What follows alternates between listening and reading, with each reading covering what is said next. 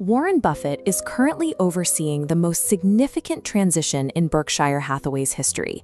As he steps down from the CEO position, he is handing leadership of his life's work to Greg Abel.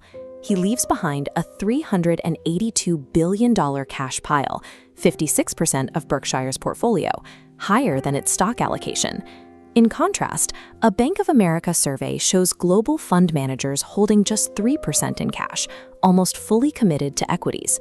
To understand the scale of that $382 billion, consider that it is enough capital to buy roughly 480 of the companies in the S&P 500 outright. The gap between Buffett's caution and the market's aggression has rarely been this wide. While the rest of the market is fully invested, the most successful value investor in history is choosing to sit on the sidelines. It raises a central question. What does Buffett see in the current economic reality that others are missing? This cash reserve was built through a deliberate, multi-year strategy.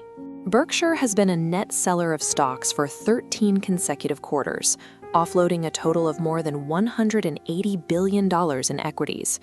Much of this selling involved Berkshire's largest position. At one point, the firm held over 900 million shares of Apple, a stake that has been reduced significantly over the last several years. The liquidation extended to the banking sector as well.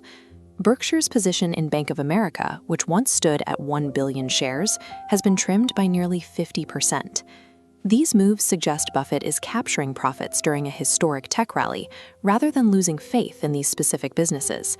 He is actively reducing his exposure to concentrated positions and building liquidity, even as major market indices continue to trade near all-time highs. History shows that Buffett often builds cash before periods of market stress.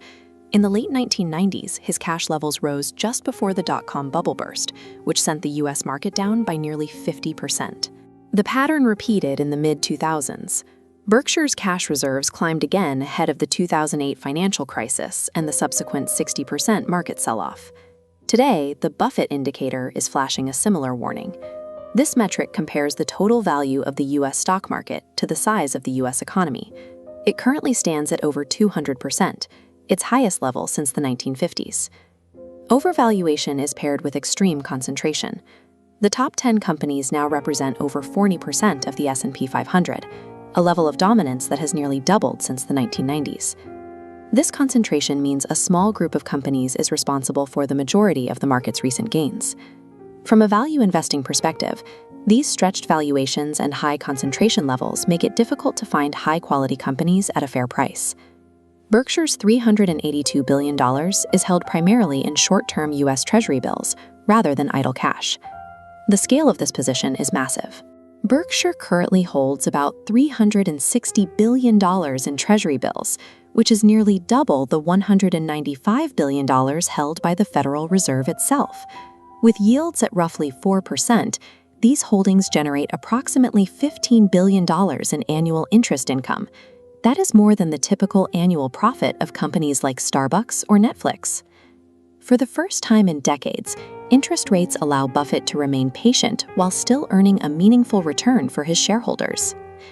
These valuation metrics are not tools for timing the market. Historically, markets have remained overvalued for years while Buffett waited in cash. His strategy is built on a long-term philosophy. As Buffett says, the stock market transfers money from the impatient to the patient. He is not predicting a crash. He is simply refusing to overpay for assets and waiting for the right opportunity to appear. This leaves us with a stark divergence in behavior: the broader market at 3% cash versus the Oracle of Omaha at 56%. This gap represents an extreme historical outlier. Eventually, the cycle will turn, and either Buffett will find new value to buy, or a market correction will bring those opportunities to him.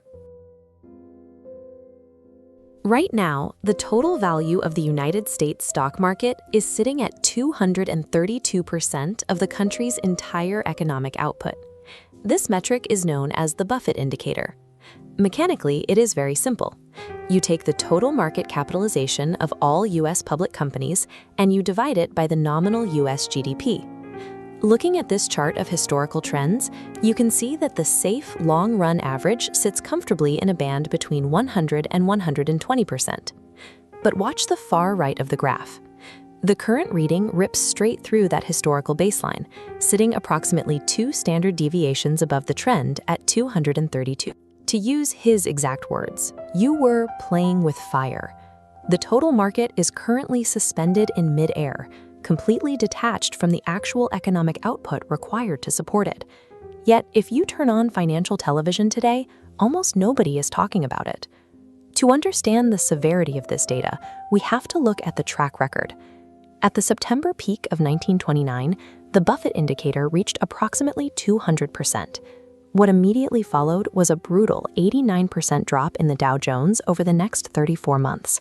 The market wouldn't regain its previous peak for 25 years. Fast forward to March 2000, at the height of the dot-com bubble, the indicator hit 216%. Over the following 30 months, the Nasdaq suffered a crushing 78% decline from its peak. The cycle repeated in 2007, when a 137% reading preceded the Great Financial Crisis and a 57% market drop. In early 2020, a 154% reading preceded a rapid 34% crash.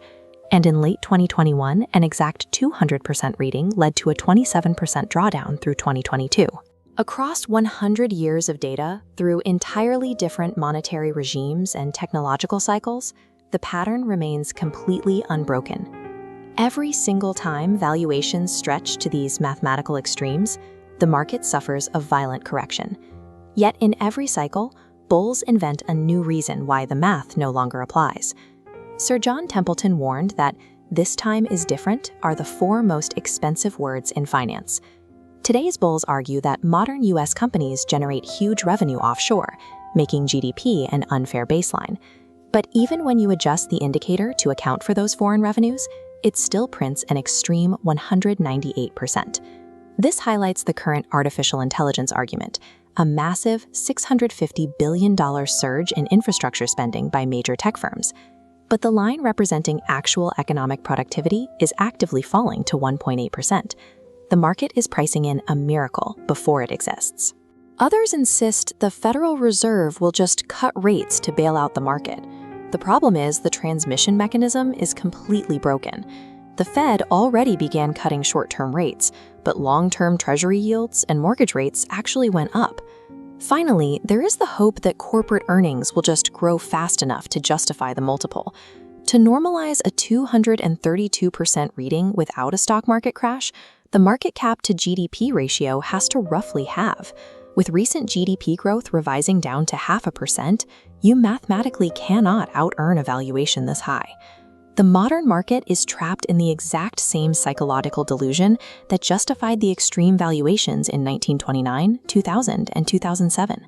While retail investors celebrate record index highs, the architects of the financial system are quietly securing the exits.